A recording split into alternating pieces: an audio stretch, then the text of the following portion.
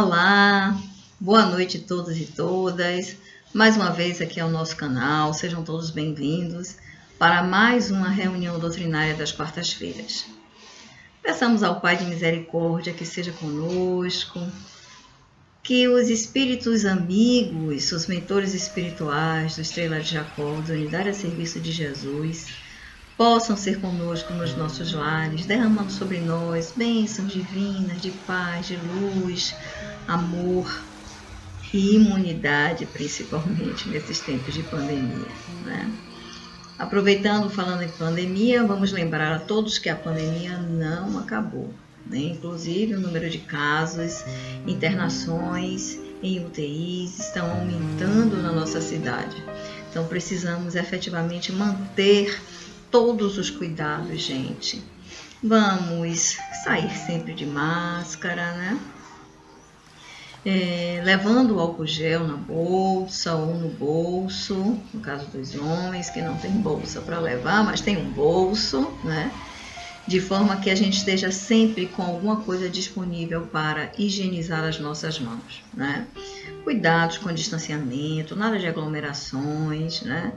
Principalmente agora, próximo do Natal, né? Nada de confraternizações com muitas pessoas, só mesmo um núcleo familiar que já tem convivência, né?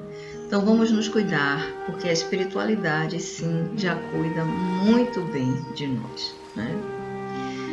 Então vamos fechando os nossos olhos, sentir as bênçãos divinas sobre nós, a luz da Estrela de Jacó, nossa mentora Constança Medeiros, a luz do nosso mentor São Francisco de Assis, sejam abundantemente derramadas sobre nós, sobre os nossos lares, sobre os nossos familiares neste momento, que possamos nos sentir em paz, em paz, em paz, que assim seja. E hoje, continuando as doutrinárias de novembro, das quartas-feiras, vamos continuar com o Evangelho dos Humildes, de Eliseu Rigonati, e para fechar o mês, a nossa irmã Camila vai falar sobre a ressurreição de Jesus, certo? Na quarta-feira passada, nossa irmã Nilceia nos trouxe várias informações interessantes a respeito da sepultura de Jesus. E hoje, fechando o mês, a sua ressurreição com a nossa irmã Camila, que também com certeza nos trará várias informações importantes e para as nossas reflexões, né? Então, bem-vinda, Camila, prata da casa, assim como Nilceia também, duas jovens que estão sempre conosco, nos trazendo excelentes palestras. Que Deus as abençoe e abençoe particularmente Camila hoje, nesse seu momento. Muita paz para todos nós. Que assim seja. Boa noite, irmãos e irmãs do Estrela de Jacó II, da Unidade a Serviço de Jesus. Estamos aqui mais uma noite reunidos para a doutrinária das quartas-feiras, dando continuidade ao estudo do livro Evangelho dos Humildes, de Eliseu Rigonati. O tema que me coube na noite de hoje foi falar sobre a ressurreição. Eu acredito que vocês já estejam familiarizados com a dinâmica do livro, né? Eliseu, ele traz alguns textos bíblicos e faz seus comentários sobre esses textos. Mas antes de adentrar aos comentários do Eliseu, eu queria trazer alguns dados interessantes sobre a ressurreição, fruto de algumas pesquisas que eu fiz para a doutrinária de hoje. A primeira coisa que a gente precisa lembrar é que a importância desse evento para o estabelecimento do cristianismo como uma pedra de toque para a humanidade, tá? Por quê? Porque até aquele momento, até o momento em que Jesus ressurge das cinzas, não tinha ficado claro para nós humanos a natureza, qual era de fato a natureza daquele espírito que tinha habitado e que tinha vivido entre nós. Apesar de moralmente Jesus ter deixado, nos seus 3 anos de vida, que nós conhecemos de maneira mais aprofundada através dos evangelhos, Jesus deixou lições morais que, obviamente, denotavam a natureza e a qualidade espiritual que ele possuía. Mas para nós humanos só ficou realmente assentada ou comprovada materialmente a natureza daquele espírito crístico quando da ressurreição, né? Ou seja, quando Jesus ressurge das cinzas, quando ele aparece para várias pessoas, mesmo após a sua morte, fica muito claro que aquele ser não era um ser comum, não era qualquer ser, que de fato fica então estabelecido que Jesus era o que de fato ele dizia que era, tá? Então é como se fosse para nós assim a comprovação material de tudo aquilo que Jesus já vinha dizendo e deixando através das suas lições. Então é um evento muito importante, é um evento que de fato muda a história da humanidade. É esse evento que muda a forma como a gente vai enxergar e tratar Jesus e as lições que ele deixou, né? É justamente a ressurreição. Tanto que os evangelhos foram escritos muito depois da morte de Jesus. Porque na época em que estávamos convivendo com ele, não sabíamos de fato quem era ele, não tínhamos essa confirmação de que Jesus era de fato o Filho do homem, era o Filho de Deus, que vinha trazer essas mensagens tão valiosas. Então, não do ponto de vista moral, né, assim, para mim, do ponto de vista moral, a lição mais importante que Jesus deixou foi a de que ele resumiu toda a lei e o profeta em 2 frases, né, amar a Deus sobre todas as coisas e ao próximo como a si mesmo, mas do ponto de vista do impacto da humanidade, da transformação da humanidade, sem dúvida, a ressurreição. O segundo ponto é que os judeus, né, o povo de Deus, né, como eles se denominavam na época, eles tinham uma linguagem muito pobre, né?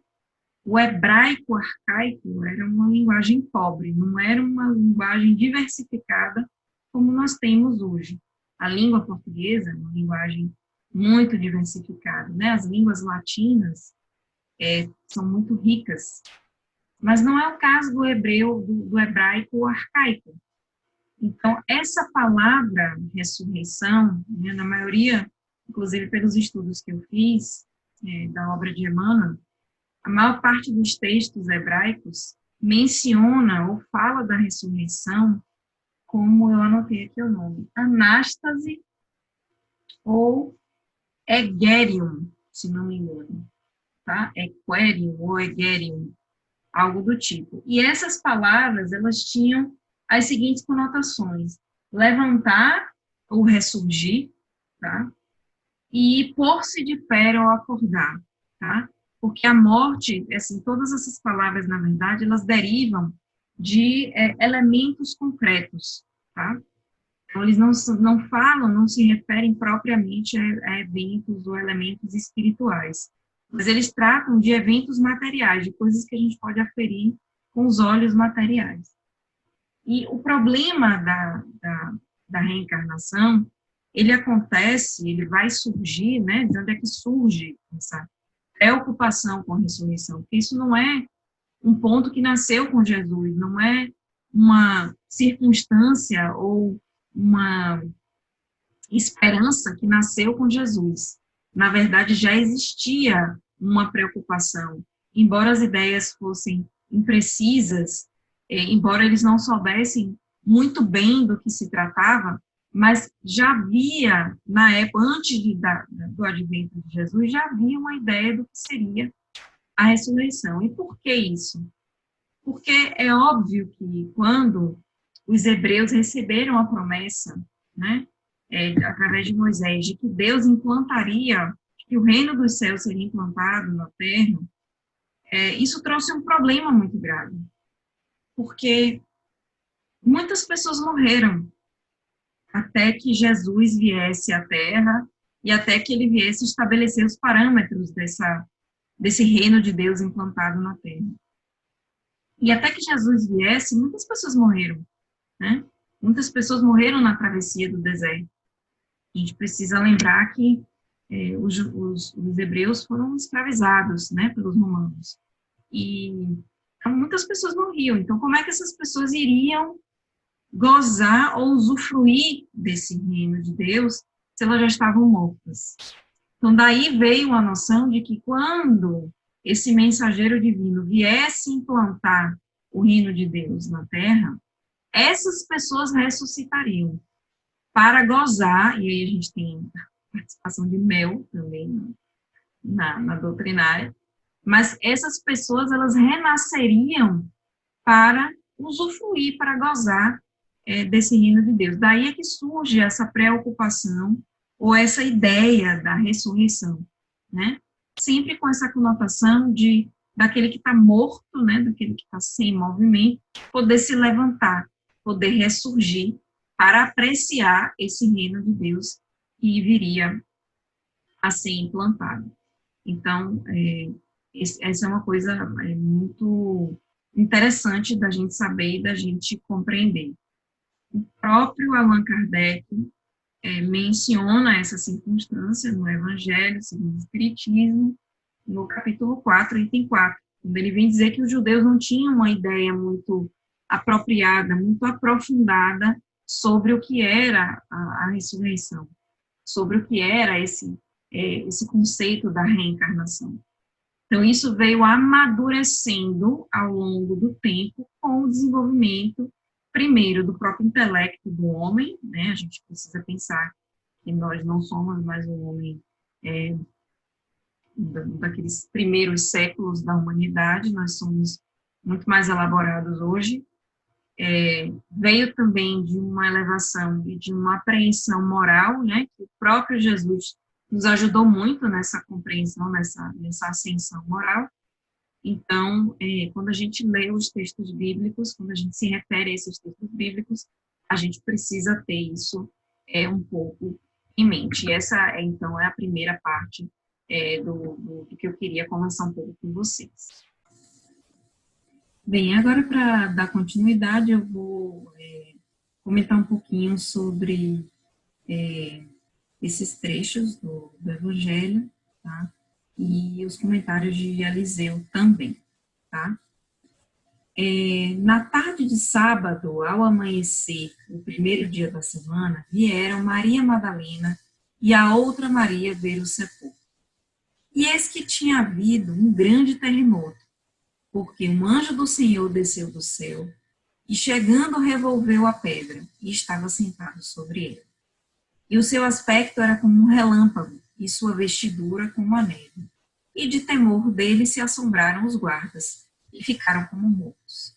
Interessante a gente notar, se vocês assim tiverem curiosidade, todos os evangelistas falam desse episódio da ressurreição, tá? Isso, inclusive, se a gente for estudar, quem estuda teologia sabe que uma das maneiras, né, da gente ter a ideia ou de ter uma comprovação de que aqueles eventos narrados foram de fato verdadeiros, eventos que aconteceram, os estudiosos não só levam em conta outros relatos não bíblicos daquele mesmo evento, e hoje a gente já sabe que existem escritos tão antigos quanto os escritos da época de Jesus e que mencionam o Nazareno que foi crucificado e que morreu, tá? E ressuscitou, mas também levam em consideração a quantidade de vezes que um mesmo evento é repetido nos evangelhos, né, pelos evangelistas. Como a gente sabe, esses evangelhos foram escritos muito depois que Jesus morreu e foram escritos baseados em relatos, né? Então, os evangelistas, na verdade, reproduziram nos seus livros relatos do que eles ouviam, tá? Então, quando um evento, às vezes um evento bíblico, ele só está em um evangelho, mas alguns eventos, eles se repetem nos 4 evangelhos. Então, dessa forma, é muito provável, né? Isso aumenta a probabilidade de que aquele evento tenha acontecido. Então, esse evento de fato aconteceu. Se a gente olhar, ele está nos 4 evangelhos, de Mateus, de Marcos, de Lucas e de João. Tá? E se a gente for observar também, os relatos diferem. Em alguns evangelhos, se fala que tinha uma mulher. Nesse que foi reproduzido, fala Maria Madalena e outra. Em alguns relatos, o guarda estava presente, em outros ele não estava presente, tá? Mas, assim, depois eu quero falar um pouco sobre isso, porque o que é mais importante não é que os eventos sejam relatados da mesma forma, tá? Porque existe uma mensagem por trás desse evento, e é essa mensagem que a gente vai trabalhar, essa mensagem que a gente vai guardar como mais importante desse trecho bíblico, tá? Mas o que Eliseu fala é que, bem, como as mulheres não sabiam precisar o motivo pelo qual a pedra tinha sido removida, né, a pedra que fechava o túmulo de Jesus tinha sido removida, era mais fácil admitir que se tratava de um terremoto, que a causa daquilo teria sido um terremoto, tá? Que a pedra, na verdade, foi removida por um efeito mediúnico, tá? E que o anjo, na verdade, era um espírito materializado, e que foi importante que esse espírito tivesse se comunicado às mulheres, porque elas foram responsáveis por espalhar a notícia por toda a Galileia, tá? E que não valia muito a pena explicar para aquelas mulheres o motivo, né, as reais razões, como a pedra foi removida, ou quem era aquele espírito de verdade, porque isso, na verdade, poderia provocar uma modificação nos efeitos pretendidos. Então, como eles queriam, na verdade, que aquelas mulheres se sentissem restabelecidas e que reafirmassem a presença e a ressurreição de Jesus, aqueles dados, na verdade, não foram esclarecidos para aquelas mulheres naquele momento, porque não faria muito sentido. E aí continua o trecho bíblico. Mas o anjo, falando primeiro, disse às mulheres: vós outras não tenhais medo, porque sei que vindes buscar a Jesus que foi crucificado. Ele aqui não está, porque ressuscitou, como tinha dito. Vinde e vede o lugar onde o Senhor estava posto. E ide logo e dizei aos seus discípulos que ele ressuscitou. E ei-lo aí, vai adiante de vós para Galileia, e lá o vereis. Olhai que eu vos disse antes. Então, é como eu já tinha explicado. Se ele fosse explicar o que é que tinha acontecido, a natureza real dos eventos que tinham acontecido, os efeitos, né, da propagação da notícia da ressurreição de Jesus não teria se realizado da mesma forma, tá? Elas não entenderiam e lançariam uma confusão entre os discípulos, ainda sem saberem que rumo e resolução tomar. Então, por isso, foi mais fácil que o mensageiro celeste tivesse lhe mostrado o sepulcro vazio e ter lhe dito que o mestre tinha ressuscitado e que deveriam encontrá-lo na Galileia. Por fim, Eliseu vem dizer, citar os textos bíblicos: saíram logo do sepulcro com medo e, ao mesmo tempo, com grande gozo, e foram correndo dar a boa nova aos discípulos. E eis que lhe saiu Jesus ao encontro, dizendo: Deus vos salve. E elas se chegaram a ele e se abraçaram com seus pés e o adoraram. Então lhes disse Jesus: não temais, ide e dai as novas a meus irmãos, que vão para a Galileia, que lá me verão. Então, ao verem a sepultura vazia e ao ouvirem as palavras da boca de uma criatura angélica, a certeza de que o mestre era vivo se apoderara das mulheres, que se apressaram, cheias de júbilo, a desempenhar a incumbência, para forçar-lhes mais a convicção do que deveriam falar os discípulos. Aparece-lhe Jesus para confirmar as palavras do mensageiro, tá? Então, a gente conhece, portanto, a natureza dos eventos, né? É claro que Jesus não voltou a viver no corpo físico, porque, de acordo com as leis terrestres, isso não é possível, mas Jesus, com certeza, tinha um corpo feito de uma matéria quintessenciada, a gente já estudou um pouco isso em outras oportunidades, Então, não era um corpo que se decompunha da mesma forma como se decompõem os corpos ordinários, né, das outras criaturas. Então, a gente sabe disso. A gente sabe que é claro que Jesus se materializou, né? Ele conversou com as pessoas, não usando a sua forma física, mas a sua forma perispiritual, e que é óbvio que o anjo que apareceu para as mulheres que foram procurar Jesus no túmulo era um espírito angélico, né? Que também se materializou para conversar com aquelas mulheres, tá? E aí, como eu falei para vocês, o grande impacto desse evento, primeiro, é que ele confirmou de fato que Jesus tinha todo aquele poder, né, que ele, inclusive, já vinha dizendo, mas que não era acreditado por muitos mesmo, ou apesar das qualidades morais e das grandes virtudes que Jesus apresentava, mas nós somos humanos, ainda continuamos mais de 2000 anos depois sendo muito humanos, e nós não tínhamos a capacidade de compreender aquilo naquele momento. Isso ficou posto de fato, ficou resolvido de fato quando Jesus ressuscitou, tá? Mas o que eu tinha falado para vocês e que eu queria deixar claro, só para finalizar a nossa conversa de hoje, é que em todos os aspectos, em todos os evangelhos, a mensagem que sobreleva é a mensagem da renovação. A necessidade da ressurreição, do ressurgimento. É a mensagem da transformação. Que, aliás, é uma mensagem que se aplica não só no momento da morte. A morte, obviamente, é uma transformação física e é uma etapa importante também para o espírito. Mas a renovação é um processo que o ser deve se dedicar a construir todos os dias. Todos os dias é dia de renovação. É dia da gente se libertar do que já não nos cabe mais, da gente se libertar de comportamentos, é dia da gente conhecer a nossa sombra, porque o conhecimento da sombra também nos liberta, né? Conhecer essa sombra nos ensina muitas coisas e todos os dias é dia de se renovar. Nós estamos nos aproximando do Natal e nós estamos, então, encerrando um ano, praticamente encerrando um ano, que foi de muitas transformações para todos. Foi um ano em que a gente foi obrigada a modificar muitas coisas, fomos obrigados a viver com distanciamento social, fomos obrigados a mudar a forma como a gente desempenha o nosso trabalho, fomos obrigados a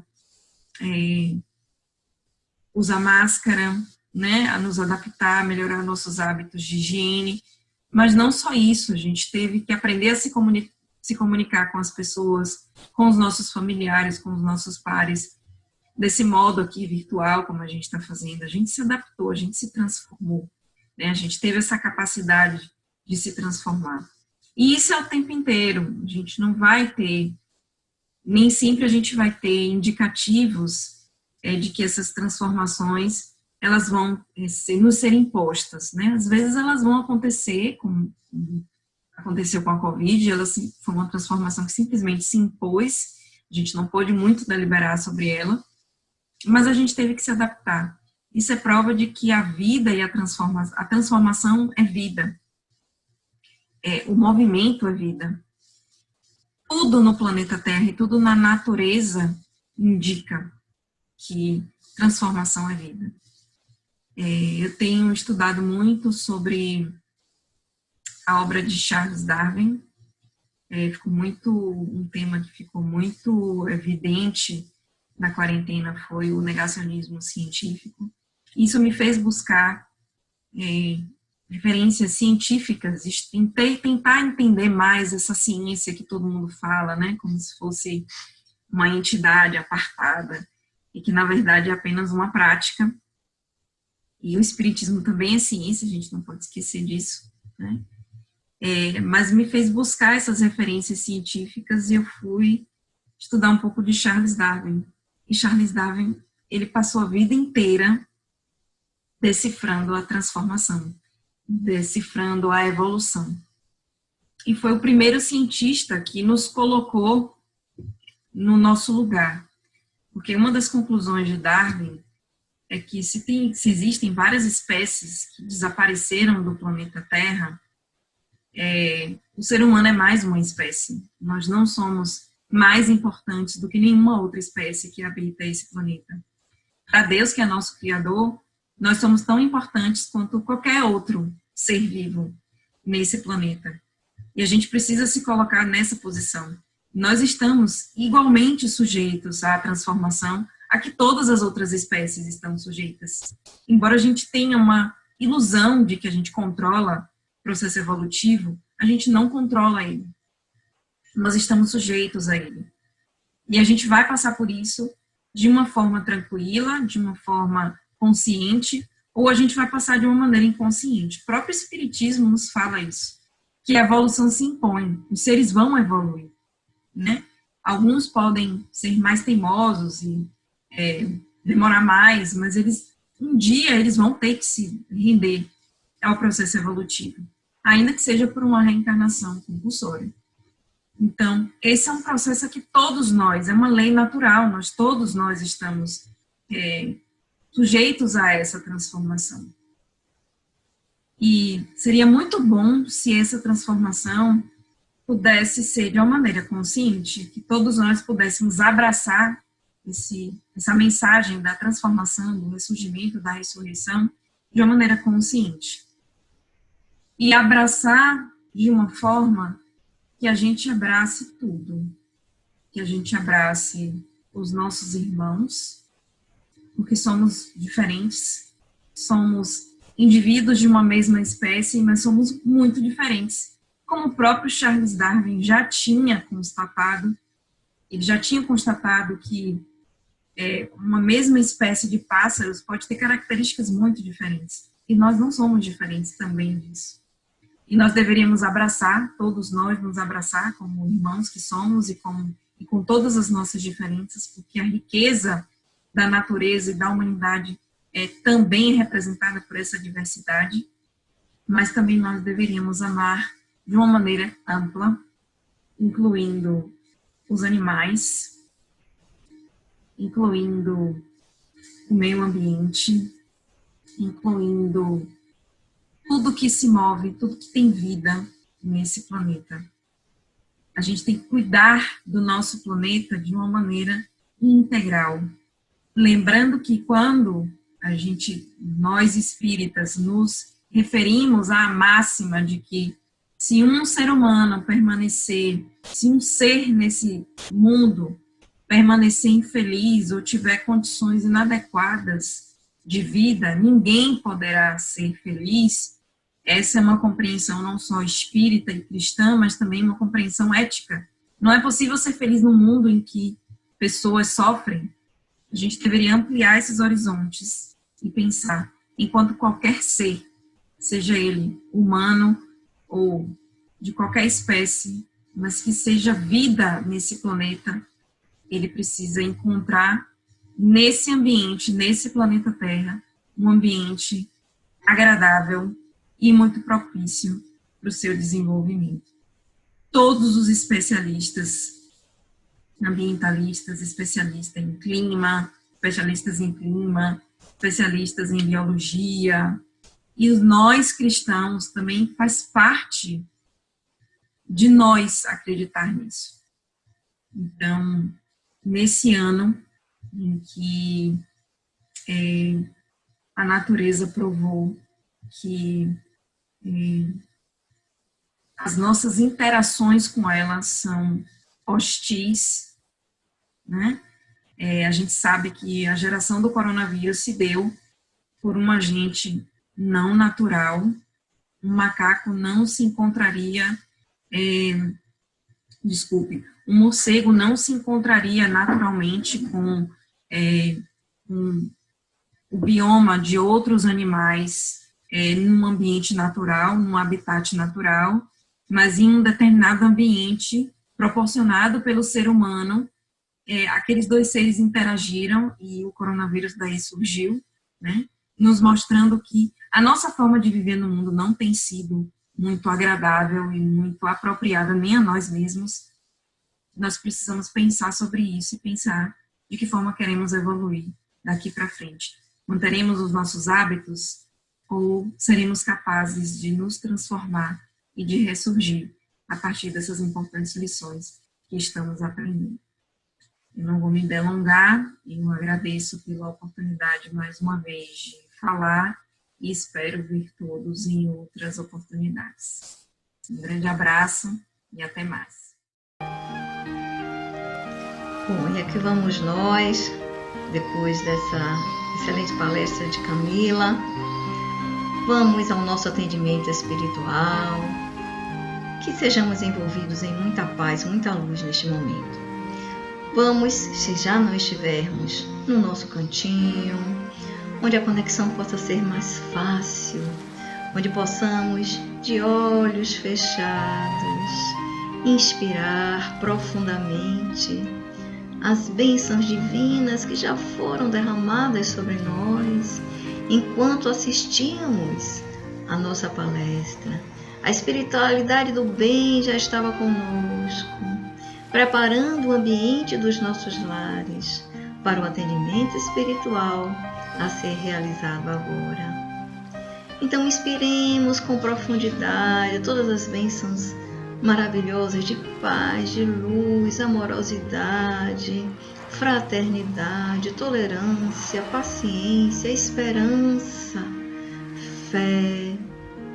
Inspiremos profundamente todas essas bênçãos e mais outras que assim o desejarmos, segurando um pouco a respiração, retendo essas bênçãos maravilhosas, para que cada célula do nosso corpo seja beneficiada com essas bênçãos divinas. E ao expirarmos, façamos uma verdadeira limpeza de pensamentos, de sentimentos, emoções negativas que por algum acaso estejam dentro de nós. Nos libertemos de tudo isso. Mais uma vez, inspiremos paz, luz, saúde, cura, bem-estar, amorosidade, harmonia. Retenhamos tudo isso dentro de nós e expiremos o que não nos serve, o que não queremos mais para nós. E assim, inspirando, segurando e expirando, passemos a respirar normalmente, naturalmente. E vamos, mente ligada ao Pai Celestial, chamando os nossos anjos guardiões, os espíritos amigos que nos cercam, que velam por nós, para que estejam aqui conosco, nos ajudando nesse nosso momento de atendimento espiritual, dando as boas-vindas aos nossos atendentes fraternos que já estão conosco, prontos para derramar a sua chuva de bênçãos sobre cada um de nós. Mentalizemos Jesus, nosso mestre guia, amado irmão querido, Ele que nos disse que sempre estaria conosco, bastasse mentalizarmos a sua presença. Então vamos trazer a sua imagem bem forte na nossa mente. Pode ser uma imagem de uma passagem, aquela que mais nos toca do seu Evangelho, entendendo a sua mensagem de amor, de paz, a cura que a energia de Jesus pode prover a todos nós.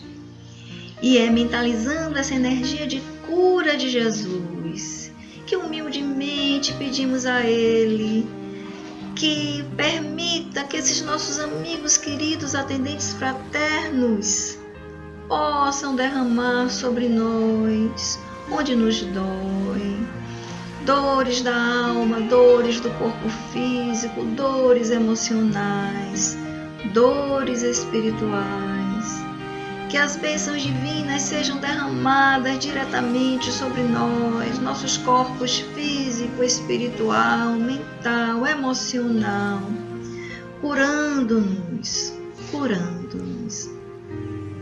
Mentalizemos Jesus, mãos impostas sobre nós, sobre a nossa cabeça, jorrando imensa luz.